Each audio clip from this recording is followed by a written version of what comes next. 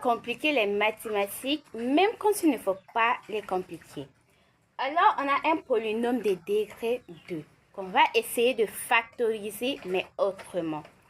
Quand on voit directement un polynôme de degré 2, on a l'habitude de penser au discriminant ou chercher une racine évidente.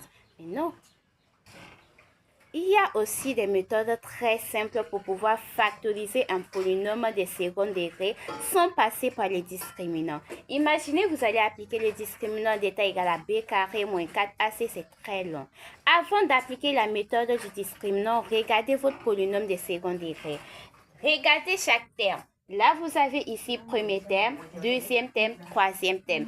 Regardez surtout votre troisième terme. Est-ce que vous ne pouvez pas réécrire votre troisième terme et en fonction du deuxième terme, c'est-à-dire faire ressortir soit par un produit ou soit par une addition ou une soustraction? Est-ce que vous ne pouvez pas l'écrire autrement? Alors ici, on regarde 7. 7, c'est égal à quoi? À 5 plus 2. Pourquoi 5 plus 2? On tient bien sûr compte du deuxième terme qui est 5. Pourquoi? C'est pour pouvoir mettre 1 en facteur. Pouvoir mettre quelque chose en facteur. Ou soit vous regardez votre deuxième terme. 5 c'est égal à quoi? C'est égal à 7 moins 2. Pourquoi 7 moins 2? On tient compte de notre troisième terme. L'objectif c'est de pouvoir faire quoi? Factoriser. Alors, on va écrire notre polynôme. On a 2x carré plus 5x moins 5 moins 2. On remplace 7, ça fait 5 plus 2. Là, on va multiplier par un moins, ça fait moins 5 moins 2.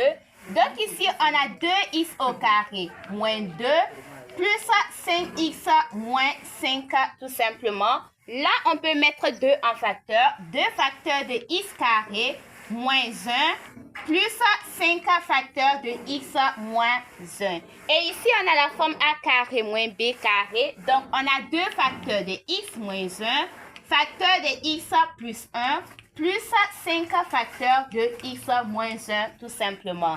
Facteur commun, on a x moins 1. Donc, x moins 1, crochet, 2 facteurs de x plus 1, plus 5. Et là, on a ça. Donc, on va arranger ce qui est à l'intérieur du crochet. On a x moins 1, facteur tout simplement de 2x plus 2 plus 5, ça fait plus 7. Et voici, on obtient la factorisation sans toutefois utiliser la méthode du discriminant.